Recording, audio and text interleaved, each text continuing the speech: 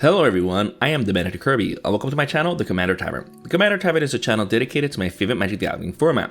The Brewery is a series on this channel showcasing my spicy brews under the deck text. On this episode of The Brewery, I'll be discussing my take on a commander from the All-Will-Be-One Commander Precons Neyali Sun's Vanguard. If you like this deck or any of the cards I'll be mentioning throughout the video, please consider using my TCG Player affiliate link when purchasing those cards. You can find that link down in the description. It'll really help out the channel. But the very best way you can help support the channel is with my Patreon. There are plenty of perks for being a patron, such as early access to certain videos, exclusive deck text, gifts, and more.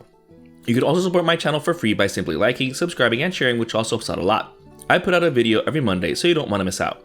You can join my Discord server for free if you want to join the Commander Tavern community. All pertinent links are down in the description. Alright, let's get back to the episode. Neyali is a 3/3 human rebel for 2 generic, 1 red, and 1 white. She has a static ability giving double strike to attacking creatures you control. With the way this is worded, it doesn't matter how those tokens are attacking, they'll have double strike. This means that for effects like Myriad, the tokens created will still have double strike, which is very important. But we'll see that in a bit. If that weren't enough, she has a triggered ability that exiles the top card of our library whenever one or more creature tokens we control attack a player. We don't lose that card since we can play it during any turn in which we attack with a token. This is amazing since we're not in a rush to play what we exiled. So if we exiled something we couldn't play that turn, we don't have to worry about it. Even if Neyali leaves the battlefield, the delayed trigger is still in effect so long as we attack with a token in any turn. One of the first things that come to mind when brewing with Neyali was making the most of copy token effects. Since most token copying effects are in red-white, have you exile or sacrifice a token at the beginning of the end step or at the end of the combat step, I figured that giving those hasty clones double strike would make it worth the effort. In that vein, the deck is running Kadrik's Soul Kindler, Flame Shadow Conjuring, and Minion Reflector. If we have the mana, then whenever a non-token creature enters the battlefield under our control, then we can simply play the mana to create a hasty copy of that creature that will then have double strike when attacking thanks to our commander. Unfortunately, Kadrik only triggers off of legendary creatures entering the battlefield, but that's okay since it also has a Mirror Box type effect right on him. Mirror Box is also included in the deck, by the way.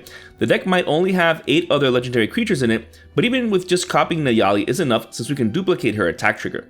As a bonus, Mirror Box pumps our legendary creatures and it gives our non-token creatures +1/+1 for each other creature we control with the same name, thus pumping the original potentially significantly. Distinguished Conqueror and Eldrazi Displacer are included to make the most of the triggers for Kadrik, Flame Shadow Conjuring, and Minion Reflector. Having that creature enter the battlefield under our control at instant speed means getting an instant speed copy token of it, which can then be used for everything from chump blocking to fueling any value engines. They're still amazing on their own since blinking a creature in response to combat damage or spot removal is a great way to protect it. Myriad the Sky Ruin can also help trigger those 3 cards since the creature getting reanimated hits the battlefield. The deck has 9 planes and plenty of land-based ramp to get this online. It's great to get back any key creature too. Plus, it doesn't even take up a slot on the deck. Back to copy tokens, Fable of the Mirror Breaker and Kiki-Jiki Mirror Breaker do an amazing job about it. Well, Fable of the Mirror Breaker has to transform before doing so, but even while it's in its saga form, it's still useful. Right off the bat, it gives us a token that can create a token when attacking, can loot us with its second chapter, and then when it's exiled and returns transformed, we get a non-legendary Kiki-Jiki. Unlike the original, it does require 1 generic mana to activate, but it doesn't matter. We have an instant speed way of cloning any other non-legendary creature we control. Having both on the battlefield is even better. Splinter Twin and Mirror Pool are more permanents that can be activated for copy tokens, but they're not as versatile as the Kiki-Jiki cards. Splinter Twin being an aura means that we can only really clone the creatures it's enchanted to, and Mirror Pool requires being sacrificed as part of its cost. At least it doesn't take up a slot in the deck. Feldon of the Third Path, Mimic Vat, and Hofri Gauss Forge also help us create token copies but of dead creatures. Feldon being able to create token copies of creatures in our graveyard means not even having to cast them. We can discard them from an ability and then have them at the ready for Feldon. Or to get more copies of self-sacrificing creatures like Burnished Heart and Canoptic Wraith. Sacrificing these for land-based ramp and then getting tokens back with Feldon is great because we can then just sacrifice them again for more land-based ramp. Same with Mimic Vat. We can imprint any of these onto it and then get one every turn. Or it doesn't even have to be these 2. We can even imprint opponent's creatures onto Mimic That if we wanted something even better for it. Hofri does something similar but with our own creatures. Whenever the creature dies, we exile it, but we can get it back with the spirit token copy of it when it leaves the battlefield.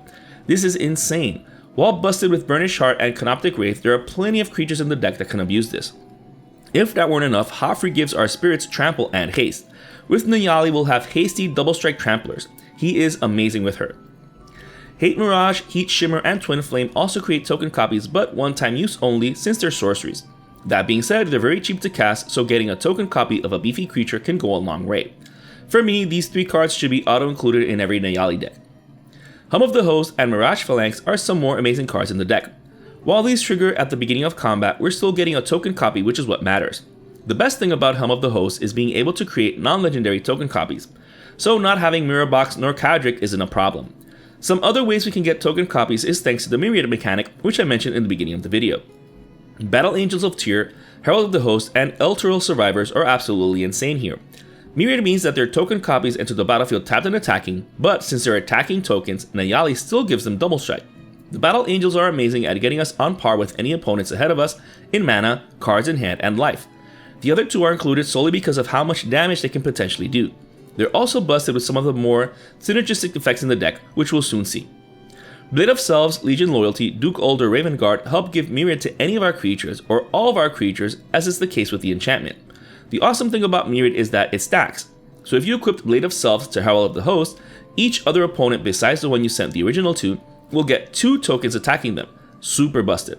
In any case, Legion Loyalty is an absolutely ridiculous and fun card. Its only drawback is its mana value, but this deck can make do. Another way to make token copies, well, sort of, is via Populate. Determined Iteration, Giret's Belligerence, and Song of the World Soul are included because of how powerful it can be to populate copy tokens. The important thing to keep in mind when creating tokens that are copies of creatures is that, while most of these abilities have clauses that make you exile or sacrifice a creature at some other time in that turn, if that clause is not literally added to the creature, then any copies you make of that copy token stick around, thus the power of populating them. Out of all of the token copying effects in the deck, only the tokens created by Minion Reflector and Heat Shimmer aren't worth populating, since the exile clause is added to the token itself. It's not part of the delayed effect. Every other token copy will work though, and you'll get to keep your populated token at the end of the turn, so it's very important to keep that in mind. Going back to these cards, Determined Iteration does it for free at the beginning of each of our combat steps. When used in conjunction with something like Hum of the Host or Mirage Phalanx, we can order the triggers on the stack in such a way where we can create the token copy with the helm and then populate it with the Determined Iteration. Giret's Belligerence is great at not only spreading damage to creatures, but if any of them were to die, we populate for each one that did. This is amazing tech against a weenie deck since we can realistically get a ton of triggers from it from a minimal mana investment. Song of the World Soul is absolutely busted here since we populate every time we cast a spell. Trostani's Judgment and Rootborder's Festus are some more populate spells while also being responses. Granted, the populate effects is just a nice bonus since we'd rather use these to either exile a creature or protect our board. Don't worry, the deck is still running better and dedicated responses like Chaos Warp, Generous Gift, Tibalt's Trickery, and Ondu Inversion for interaction, and Burrow's Charm and Flawless Remover for protection. These last 2 won't protect us from Mass Bounce, Tuck, or Negative Toughness effects, but phasing has an interesting interaction with the deck's copy tokens, so we're going to see those in greater detail later on. That being said, these cards encompass the deck's responses. At least these 2 in particular will populate when used. However, the absolute best way to copy tokens is with actual token copying effects. Anointed Procession and Mondrak Glory Dominus do just that. Fortunately, we can run them since they're white. Mondrak has the added bonus of becoming indestructible via its indestructible counter. Best of all, we can do this for just 1 mana and 4 life at instant speed if need be. The important thing to understand about doubling our tokens is that any token created with the delayed effect of being exiled or sacrificed are still exiled and sacrificed. So while you'll get double your tokens from Myriad and Kikijiki, etc., you'll still have to get rid of them afterward. Token doubling isn't the same as Populate. In this case, you have a replacement effect that changes how many total tokens are being created. It doesn't negate any conditions of their creation. This is also important to keep in mind. They're still amazing though, since doubling and potentially quadrupling token creation is absolutely busted here. Even more so if we're cloning Mondrak. Things get out of hand very quickly and entertains the mathematician in me. Ancient Gold Dragon, Defenders of Humanity, and Elemental Mastery are also amazing thanks to these token creating effects, and are a handful of the token creators in the deck that are not token doublers. They are included due to how many tokens we can consistently create. The dragon is absolutely busted, especially if we copy it or give it Myriad. Defenders of Humanity is great at recovering our board if we didn't have any protection in hand when it mattered, especially in the end game where we have a ton of mana. Kirkkeep, Yaldarin Outpost, Legion's Landing, and Castle Ardenvale can also create tokens at a slow and steady pace since you pay mana and tap them to create the token. Well, Legion's landing creates the token when it enters the battlefield, but once it transforms, it becomes into Adanto the First Fort, a land just like the rest of its brethren. Since those three are mana generating lands that don't enter the battlefield tapped, means that we don't take up slots in the deck. While it might seem moot giving double strike to a 0/1 Kobolds of Kirkkeep token, the deck has ways of pumping our tokens too, such as Prava of the Steel Legion, Inspiring Leader, and Intangible Virtue. They might only care about tokens, but that's what this deck is all about. Those Kirkkeep tokens don't seem so harmless now, huh? Prava can also make tokens himself, albeit for a hefty price of 4 mana. But at least it's at instant speed, so we can empty our mana at the end of the turn before ours to get some soldier tokens. As a bonus, Intangible Virtue gives our tokens vigilance along with the pump. Rogue's Passage and Slayer's Stronghold are some more ways the deck can pump creatures on cards that don't take up slots in the deck. Rogue's Passage giving unblockability is great at not only guaranteeing a huge beater gets through, but also at guaranteeing that the original creature with Myriad doesn't die in combat. While the deck has plenty of ways of creating tokens to smash face with and gain value, the fact remains that almost every token the deck creates is eventually a fart in the wind. However, while Population can somewhat help with that, I have some spicy tech to go over with you. Phasing. If we phase out those creature tokens that would be exiled or sacrificed at the end of the turn, again, those tokens not created by Minion Reflector and Heat Shimmer, when they phase back in, you no longer have to sacrifice or exile them and you get to keep them. So while cards like Clever Concealment, Guardian of Faith, and Teferi's Protection are already amazing in token decks since they protect your board state from mass bounce, tuck, exile, etc., they're even better here when used with the properly timing, particularly Guardian of Faith, since it's a creature with an enter the battlefield trigger. All you have to do is either blink or copy Guardian of Faith when the end step triggers. That way, when the trigger enters the sack, we phase out all of our token copies that should have been exiled or sacrificed. Then, at the beginning of our untap step, they phase back in and we get to keep them. Super spicy, so keep this in mind. We can also make the most of tokens that'll inevitably go away by sacrificing them for value. Thanks to Shivan Harvest, Altar of Dementia, and Phyrexian Vault, we can sacrifice any tokens that would be otherwise sacrificed or exiled. While the enchantment requires mana to activate, it does get rid of non-basic lands, which can be quite nasty against the right decks. However, it also helps at getting rid of Maze of Ith type lands, which is the main reason for running it. But you can very easily blow up a greedy land base. The Altar being free is absolutely amazing. While the deck doesn't aim to win by milling players is still disruptive and a good way to make use of creature tokens that would otherwise be disappearing anyways. Phyrexian Vault drawing us a card is obviously a good thing to do as well. Speaking of drawing cards, Idol of Oblivion and Rumor Gatherer also synergistically draws cards. The idle tapping means only once per turn around the table, but we still draw the card.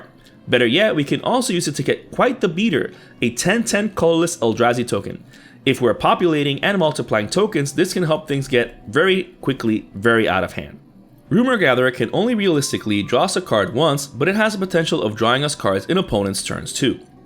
At the very least, we'll be scrying before and after drawing the card anyways. Best of all, it triggers regardless if the creature is a token or not. This is also a great creature to copy multiple times. Sword of Fire and Ice is an amazing artifact on its own, but here it's even better. Since the trigger happens on combat damage to a player, equipped to a token with double strike means triggering it twice. We deal 4 total damage but also draw 2 cards per combat. Giving our token +2/+2 and protection from 2 relevant colors is no joke either, potentially giving us an unblockable token. Seer Sundial, Mind's Eye, Valakut Awakening, and War Room are the rest of the ways the deck draws cards and is your standard fodder for non-blue, non-black, non-green decks like this one. At least, Valakut Awakening and War Room don't really take up slots in the deck, so we have that going for us. Same with Reliquary Tower. The deck doesn't draw into a ton of cards, so at least having this is good enough at keeping our hand when our engines are drawing us a bunch of cards. Hazard's Monument can also potentially draw us cards, but by looting 1 each time we cast a creature spell. It does reduce the cost of red creature spells by 1, which is even more useful. Same with Oketra's Monument, which is also in the deck. This monument creates a token each time we cast a creature spell, which is even better for the deck. To say that these monuments are ideal here is quite the understatement. Continuing with synergistic mana acceleration effects is Core Cartographer and Solemn Simulacrum. Keep in mind that the deck is creating token copies as well as blinking. Being able to blink these and or copy them helps us ramp very efficiently, more so when we're doubling tokens and populating. The deck is running 6 copies of each basic land, so these do a ton of work. Best of all, Solemn Simulacrum cantrips when it dies, which is great when we're sacrificing its tokens for value. Sword of the Animus and Sword of Hearth and Home also pair well with the token strategy. Well, Sword of Hearth and Home does at least, since it triggers on combat damage. So equipped to a creature with double strike means double the triggers. So we get 2 basic lands onto the battlefield tapped, and we can blink 2 creatures. This sword is amazing in this deck and does insane work each time it comes out. Wayfarer's Bauble, Navigation Orb, and Soul Ring are the deck's generic mana acceleration effects, with the first 2 being even more land-based mana ramp, which is the best kind of mana acceleration, and Soul Ring, which is still great at getting a turn 2 Neyali. Speaking of lands, the rest of the deck is just the rest of the lands. The deck's running all 7 fetch lands, Sacred Foundry, Sacred Peaks, Alpine Meadow, Command Tower, and Ancient Tomb, as well as 6 of each basic land to make the most of the deck's repeatable basic land ramp effects. As with all of my deck techs, you can build your mana base according to your budget. Whether you include more expensive cards or even cheaper cards is up to you. You do you. This brew is just an idea of how to build around Neyali Sun's Vanguard. While there is no definitive way to build Neyali, it's still apparent that you'd have to go with a token strategy. I love copy tokens, which is why I went in that direction. That being said, the deck wins via damage, so making as many tokens as you can is the name of the game, regardless of how you go about it. If you're interested in the deck list of this spicy brew of mine, you can find a link to it down in the description. I would like to thank all my patrons for supporting me, and a quick shout out to all my higher tier patrons, the brewers, for their patronage. I'd also like to thank anyone using my TCG Player affiliate link. That also helps out the channel. And to everyone, thanks for watching this episode of The Brewery on the Commander Tavern. I am the Mad Kirby, and happy brewing.